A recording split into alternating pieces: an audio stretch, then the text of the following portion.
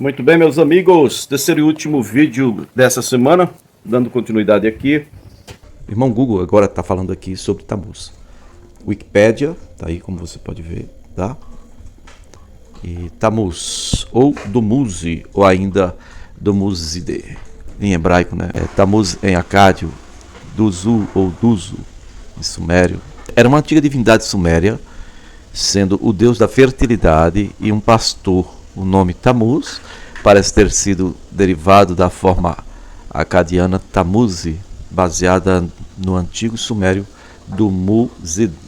Aí tem a figura do Tammuz, deus da fertilidade e deus dos pastores. Ai, ai, ai. Essa figura aí é do Tammuz se casando com a sua consorte, a sua amante Inanna, que é Star, né? E então, os outros nomes, Dumuzi, Dumuzid, a morada dele, primeira metade do ano, no céu. A segunda metade do ano em Kur. Certo cônjuge é Inanna, né, no sumério, né? Os pais dele são Dutu e Enki.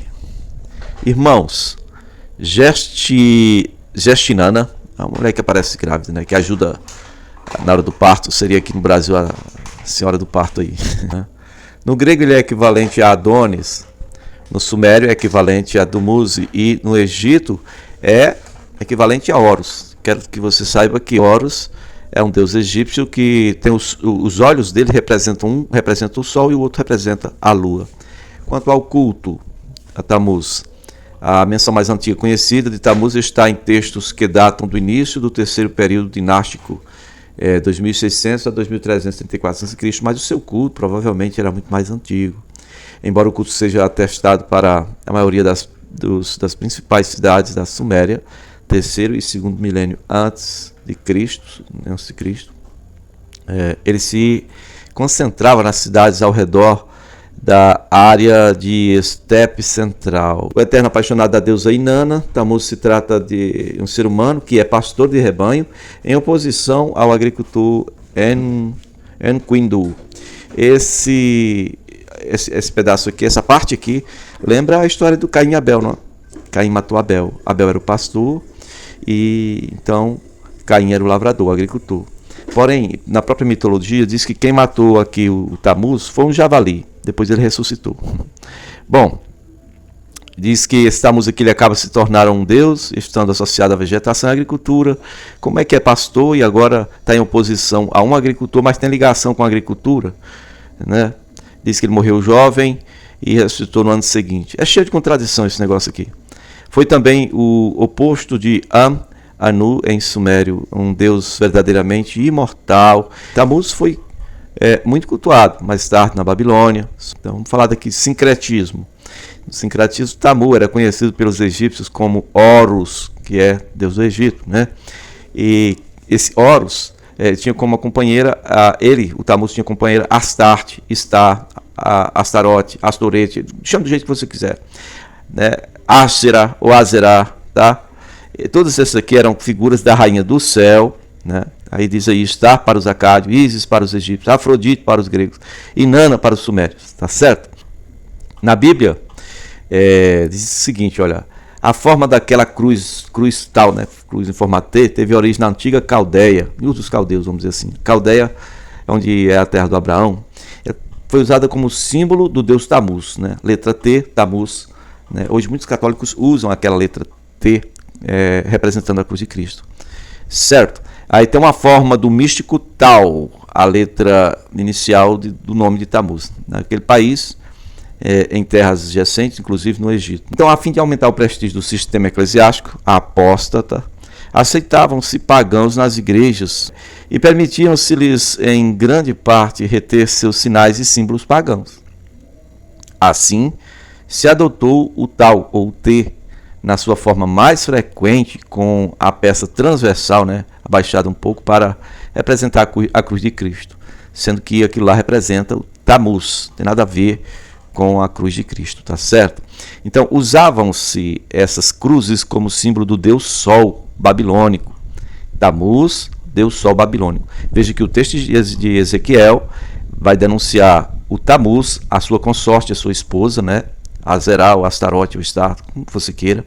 E vai falou também de 25 homens adorando o Sol. Então Tamuz está ligadíssimo aí ao Deus da fertilidade, ao Deus Sol. Certo? Então essa letra T foi como símbolo do Deus Sol babilônico. E essa cruz foi vista pela primeira vez numa moeda de Júlio César, depois uma moeda cunhada pelo herdeiro de César Augusto, em 20 a.C. Então, nas moedas de Constantino, o símbolo mais frequente, mas o símbolo usado sem o círculo em redor, o símbolo especialmente venerado como roda solar negada. Cristal é venerado como uma roda solar. Então tem gente aí usando essa cruzinha T, não sabe nem de onde é que vem essa porcaria. Está fazendo menção, está aludindo aí ao Deus Sol, não tem nada a ver com Cristo. Bom, o profeta Jeremias, ele condenou aqui a respeito ao culto à Rainha dos Céus e também a adoração a Tamuz, né? Um tal de Tamuz que tinha sido morto por um javali e supostamente havia ressuscitado. É só para você entender que a gente roda, mas volta sempre para as coisas primárias. Adoração aos deuses principais da história antiga, das nações pagãs antigas. Sol e lua. Ezequiel capítulo 9, versículo 3, diz que a glória de Deus de Israel levantou-se de cima dos querubins onde havia estado e se moveu para a entrada do templo. E o Senhor chamou o homem vestido de linho, que tinha o estojo escrevente na cintura, né? E disse: percorra a cidade de Jerusalém e ponha um sinal na testa daqueles que suspiram e gemem por causa de todas as práticas repugnantes que são feitas nela. Enquanto eu escutava, ele disse aos outros, né? Sigam-no por toda a cidade e matem sem piedade ou compaixão velhos, rapazes, moças, mulheres, crianças, mas não toquem em ninguém que tenha um sinal. Comece pelo santuário. Então eles começaram pelas autoridades, né, que estavam em frente ao templo, lá adorando o sol. E eles disse: contamine o templo, encham de mortos os pátios do templo. Ou seja, aqueles que estavam lamentando a situação em que Israel estava vivendo foram poupados, né, receberam uma marca, mas os outros seriam mortos, né? Os que estavam, vamos dizer assim, se sentindo mal com aquela situação, porque sabiam que o povo estava idolatrando, que estava fora da vontade de Deus, eles foram poupados. É sempre assim, quando o juízo de Deus vem, e ele sempre vem, aqueles que estão vivendo retamente serão libertos, serão livres, serão marcados, poupados. Os outros serão destruídos. Se formos olhar em Ezequiel no capítulo 10, todo praticamente, pelo menos até o versículo 22, né, vai falar que a glória do Senhor se afastou do templo. Se você olhar no versículo 3, também vai dizer que os querubins estavam no lado sul do templo quando o homem entrou e uma nuvem encheu o pátio interno. Aí a glória do Senhor levantou-se de cima dos querubins e moveu-se para a entrada do templo. A nuvem encheu o templo, o pátio ficou tomado pelo esplendor da glória do Senhor. Então o som das asas dos querubins podia ser ouvido até no pátio externo, com a voz do Deus Todo-Poderoso quando ele fala. O pátio interno, pátio externo, tá? Verso 6 diz que quando o Senhor ordenou ao homem vestido de linho, apanhe fogo no meio das rodas, no meio dos querubins, né? Aí, versículo 7, parte B, diz que um dos querubins, estendeu a mão, apanhou algumas brasas e colocou na mão do homem vestido de linho e ele saiu. Então, essas brasas eram para ser espalhadas pela cidade, né? Certo? Bom, aí no versículo 9 em diante vai falando da descrição dos querubins. No verso 12 diz que seus corpos, inclusive as costas e mãos e as asas, estavam repletos, né? Completamente cheios de olhos, né? As suas 4 rodas também. Verso 14, cada um dos querubins tinha 4 rostos. E um era rosto de querubim mesmo, o outro era rosto de homem, o outro de leão e o outro de águia. Então os querubins se levantaram. E aí, verso 18 diz que a glória do Senhor afastou-se da entrada do templo e parou sobre os querubins. Enquanto eu observava, os querubins estenderam as asas e se ergueram do chão, e as rodas foram com eles. Pararam na entrada da porta oriental do templo do Senhor, e a glória do Senhor, Israel, estava sobre eles. Aí, versículo 19, né?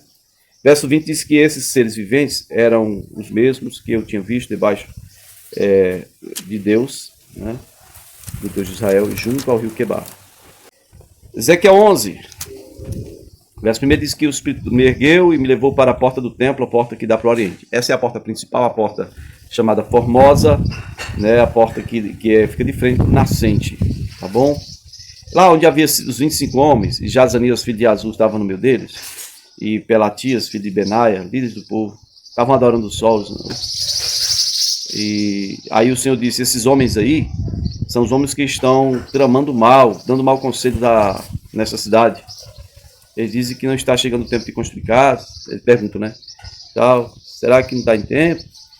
Profetizo contra eles, filho do homem. Aí, versículo 5 de Ezequiel 11 diz que o Espírito do Senhor veio sobre mim, me mandou dizer, vocês mataram muita gente nessa cidade, encheram suas casas de cadáveres, suas ruas de cadáveres. Então, os corpos vocês jogaram na rua, serão uma carne, e essa cidade é uma panela. Se você olhar o versículo 10, diz assim, vocês cairão à espada, eu os julgarei nas fronteiras de Israel. Vocês vão saber que eu sou o Senhor. No capítulo 12, do versículo 1 ao 28, vai falar sobre o exílio, foi simbolizado, né, o simbolismo do exílio babilônico. Versículo 2, filho do homem, você vive no meio de nação rebelde. Tem olhos para ver, mas não veem, tem ouvidos para ouvir, mas não ouvem. Eles são nação rebelde. Arrume a sua bagagem para o exílio, à vista deles, leve seus pertences para fora da casa. Quando for sair, faça um buraco no muro. Cubra também a sua cabeça para que não veja as pessoas. Simbolismo de exílio. No versículo 10, diga-lhes, assim diz o soberano Senhor, esta advertência diz respeito ao príncipe de Jerusalém e a toda a nação de Israel que está ali. Eu sou um sinal para vocês, Ezequiel dizendo, né? Como eu fiz, assim lhes será feito. Eles irão para o exílio como prisioneiros. Capítulo 13 de Ezequiel, a condenação dos falsos profetas. Né? Eu queria só salientar aqui a parte mais importante, no versículo 17, onde diz, agora, filho do homem, vire o rosto contra as filhas do seu povo, que profetizam pela sua própria imaginação, né? Profetize contra elas. E diga, assim diz o Senhor soberano, ai das mulheres que costuram berloques de feitiço em seus pulsos e fazem véus de vários comprimentos para a cabeça a fim de enlaçarem meu povo. Né? Pensam que vão enlaçar a vida do meu povo e preservar a vida de vocês? É isso que vocês pensam? Vocês me profanaram no meio do meu povo em troca de um punhado de cevada e de migalhas de pão. Ao mentirem ao meu povo, que ouvem mentiras, vocês mataram aqueles que não deviam ter morrido e pouparam aqueles que não deveriam viver. Versículo 22. Vocês mentindo, desencorajam o justo contra a minha vontade, né, e encorajem os ímpios a não se desviarem dos seus maus caminhos para salvarem a sua vida. Por isso vocês não terão mais visões falsas e nunca mais vão para a cara de ação. Livrarei o meu povo das mãos de vocês, e então vocês saberão que eu sou o Senhor. No versículo 3 de Ezequiel 14, assim, ó, filho do homem, esses homens aí, eles ergueram ídolos em seus corações e puseram tropeços ímpios diante de si. Devo deixar que eles me consultem? Versículo 4, parte B, diz, quando qualquer israelita erguer ídolo em seu coração e puser um tropeço ímpio diante de seu rosto, e depois for consultar um profeta, eu, Senhor, eu mesmo responderei a ele conforme a sua idolatria. Voltarei o meu rosto contra ele, com esse homem farei dele um exemplo e um objeto de zombaria. Eu o eliminarei do meio do meu povo, e vocês saberão que eu sou o Senhor. Agora, versículo 13 diz assim, filho do homem, se uma nação pecar contra mim por infidelidade, estenderei contra ela o meu braço para cortar o sustento, enviar fome e sobre ela e exterminar os seus homens e os seus animais. Mesmo que esses três homens, Noé, Daniel e Jó, estiverem nela, por sua retidão, eles só poderiam livrar-se a si mesmos. Palavra do soberano Senhor. Aí no versículo 15, 17 e 19 vai repetindo. Ou se eu enviar animais selvagens, verso 17, ou se eu trouxer a espada contra aquela cidade, aquela nação. Verso 19, ou se eu enviar uma peste contra aquela nação. Ou seja, sempre volta a repetir, se estiverem no meio dessa nação, se estiverem Noé, Daniel e Jó, somente eles três irão se salvar pela justiça e retidão deles próprios. Semana que vem tem mais Comente Bíblia, se o Senhor nos permitir. Até lá.